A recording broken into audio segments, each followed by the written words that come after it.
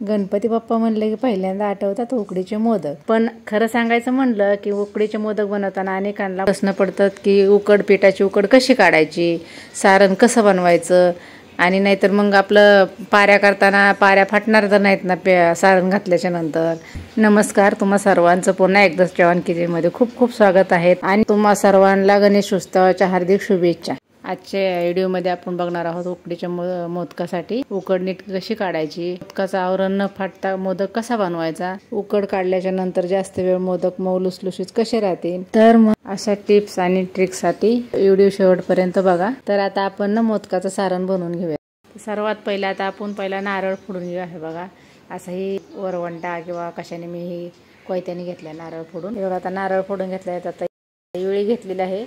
आता विळीवरती मी याचा सगळा खीस काढून घेणार आहे। पाहिजे तर तुम्ही मिक्सरमध्ये पण काढून घेऊ शकता, पण लक्षात ठेवायचं की त्याचं आपल्याला साल्ट काढून घ्यायचं, नाहीतर मग सारण मऊ लुसलुशीत होत नाही। त्याच्यामुळे ते वरचं साल्ट आहे ते काढून घ्यायचं। हे बघा, आपला खीस कसा पांढरा शुभ्र निघालेला आहे। तर आता आपण मोदकाचं सारण बनवून घेऊ। घेतलेले आहे, त्याच्यामध्ये 2 चमच मी खसखस टाकलेले आहे। तर आपल्याला अवघी मिनिटभरच हे भाजून घ्यायची, मंद आचेवरतीच थोडीशी भाजून घ्यायची। चला, तर आता आपली खसखस भाजून झालेली आहे। तर आता आपण ह्याला काढून घेऊया। चला, तर आता त्याच कढईमध्ये आपण 2 चमच तूप घालून घेऊया। त्याच्यानंतर आता ओल्या नारळाचा खीस आपण केलेला आहे तर त्याच्यामध्ये आपण टाकून घेऊया आणि ह्याला थोडासा असा मंद आचेवरती थोडासा भाजून घ्यायचा, असा हलकासा। फास्ट गॅसवरती घ्यायचा, नाही तर आपला खीस करपला जाईल। त्याचा बघू शकता की तुम्ही आता आपला हलकासा खीस भाजून झालेला आहे। तर आता ह्याच्यामध्ये आपण 1 वाटी गूळ घालून घेऊया। आपला जर खीस जास्त भाजला तर त्याच्या नारळामधला ओलावा निघून जातो आणि आपला मोदकाचं सारण कडक होतं। तर आता आपलं हे गूळ विरघळेपर्यंतच आपल्याला हे सारण परतून घ्यायचं। जास्त जर परतलं तर आपलं सारण कडक होतं, मग आपले मोदक कडक होतात। त्याच्यामुळे आपल्याला हे 2 ते 3 मिनिट गूळ विरघळेपर्यंतच सारण परतून घ्यायचं। बघू शकता तुम्ही की आपला गूळ विरघळायला आहे। तर आता आपण ह्याचा गॅस बंद करूया। त्याच्यामध्ये भाजलेली खसखस घालून घेऊया। त्याच्यामध्ये वेलची पुडी 1 चमच घातलेली आहे मी। थोडंसं जायफळ पण किसून टाकलेलं आहे। गोडाचा पदार्थ म्हणलं की जायफळ पण आलंच पाहिजे ना। चला, तर आता उकडीच्या मोदकाची पहिली स्टेप आपली सारण बनवून ही झालेलं आहे। चला, तर आता आपण तांदळाच्या पिठाची उकड काढून घेऊया। मी गॅसवरती टोप ठेवलेला आहे। तर त्याच्यानंतर आपण ह्याच्यामध्ये 2 वाटी पाणी घालायचं आहे। नंतर आपण 1 वाटी दूध घालायचं। दूध घातल्याने आपले मोदक पांढरे शुभ्र होतात। आणि त्याच्यानंतर मी 1 चमच तूप टाकलेला आहे आणि चवीपुरतं मीठ घातलेलं आहे। त्याच्यानंतर आपण ह्याच्यामध्ये 1.5 वाटी पीठ घालणार आहोत। तर पाण्याला चांगली उकळी येऊन द्यायची। पाण्याला उकळी आल्याच्या नंतर ह्याच्यामध्ये पीठ टाकून घ्यायचं आणि असं सर्व पीठ मिक्स करून घ्यायचं। सगळं पीठ मिक्स करून घ्यायचं।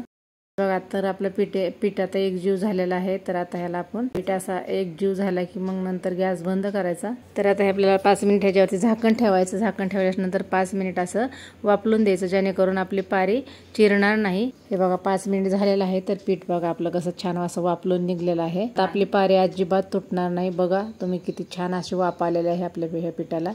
तर आता ह्याला आपण एका ताटामध्ये काढून घेऊया। काढल्याच्या नंतर असं गरम गरमच मळून घ्यायचं चांगलं।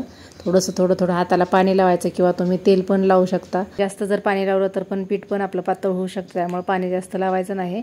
चांगलं मळायचं। चांगलं मळल्याच्या नंतर पण आपली पारी तुटणार नाही। मळायला पण ह्याचं मेहनत लागते, त्याला चांगलं मळायलाच लागतं, तेव्हा चांगले आपले मोदक येतात। असं आपल्याला मळून घ्यायचं। तुम्ही जेवढं चांगलं मळाल तेवढे आपले मोदक असे चांगले मऊ लुसलुशीत येतात आणि पारी पण आपली चांगली येते। तर बघा, आता आपलं पीठ मळून झालेलं आहे। ते बघा, झालेलं आहे पीठ मळून आपलं। किती छान झालेलं आहे बघा, मऊ लुसलुशीत झालेलं आहे, बघू शकता तुम्ही। हे बघा। चला, तर आता आपण ह्याचा गोळा करून घेऊया।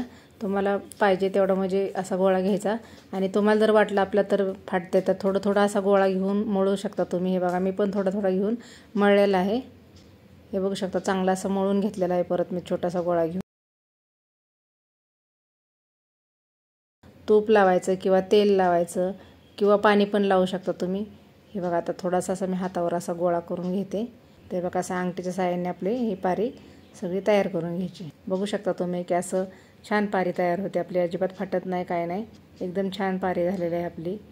आणि चेक करायची की कुठं आपलं जाड राहिले आहे का, पातळ आहे का, नाहीतर मग आपला मोदक फुटला जातो। हे बघा, मधात पण अशी जाडसरच ठेवायची, म्हणजे आपला मोदक फुटत नाही. मस्त छान अशी पारी झालेली आहे, अजिबात चिरली वगैरे नाही कुठंच. तर अशी आपल्याला ही छान पारी तयार करून घ्यायची. त्याच्यानंतर आपल्याला ह्याच्यामध्ये सारण घालून घ्यायचं.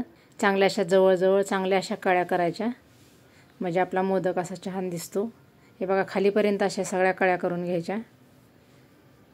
हे बघा, खालीपर्यंत घ्यायच्या म्हणजे आपला मोदक असा छान दिसतो. आणि जेवढा होता होईल तेवढ्या जवळ करून घ्यायच्या. सगळ्या कळ्या आपल्याला अशा जवळजवळ करून घ्यायच्या.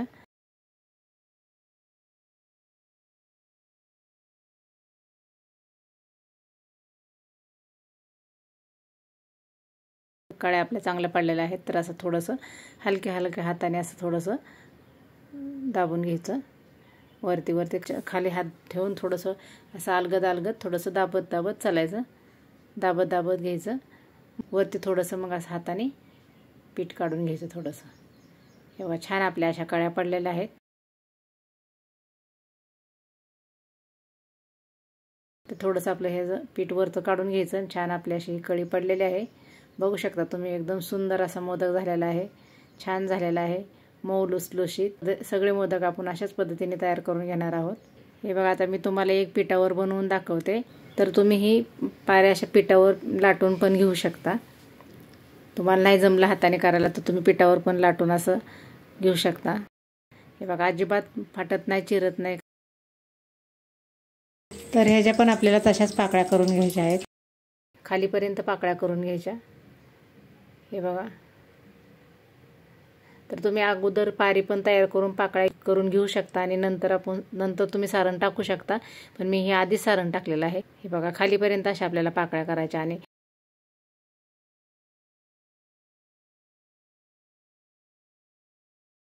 अलगद असं वरची वर हाताने असं दाबत दाबत चालायचं.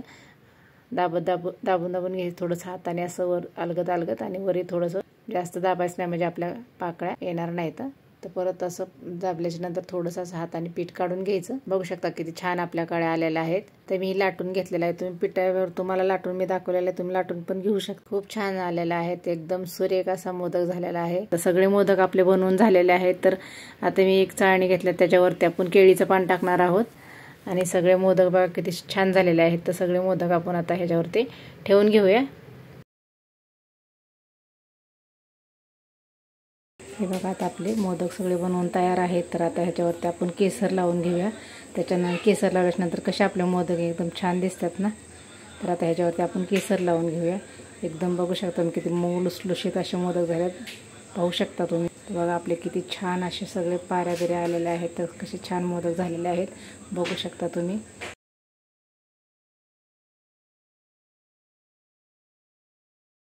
सगळे मोदकवर आपण केसर लावून घेतलेला आहे. तर आता ह्याच्यात आपण टोप ठेवलेला आहे, त्याच्यामध्ये पाणी घातलेलं आहे 2 तांबे लिंबू टाकून घेतलेला आहे. आता ह्याची उकड आपण आधीच पीठ उकडून घेतलेलं आहे. फक्त 10 मिनटं ह्याची उकड काढून घ्यायची.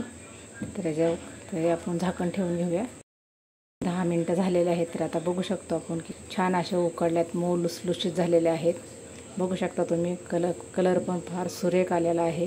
हे बघा, 10 मिनटंच उकडलेलं आहे. जास्त पण उकडायचं नाही, कारण आपण पीठ अगोदरच उकडून घेतलेलं असते, त्यामुळं 10 मिनटंच उकडून घ्यायचं. हे बघा, छान असे उकडलेले आहेत. छान सुरेख कलर पण आलेला आहे. पहा किती आपले मोदक छान असे मऊ लुसलुशीत झालेले आहेत. असे लोण्यासारखे मोदक तुम्हीही बनवून बघा. कसे झाले ते मला कमेंट बॉक्समध्ये कळवा. तर मग आता काय करायचं, तर गरम गरम मोदक घ्यायचा, त्याला असं मधून कापायचा आणि त्याच्यावरती असं 1 चमचभर तूप टाकायचं. तर खायचा मस्त असा. वा, खूप छान झालेला, अप्रतिम झालेला आहे. तर खाण्याच्या ह्याच्यामध्ये माझ्या व्हिडिओला लाईक शेअर करा विसरू नका. आणि हो, चॅनलला सबस्क्राईब करायला विसरू नका. आणि बोला गणपती बाप्पा मोरया.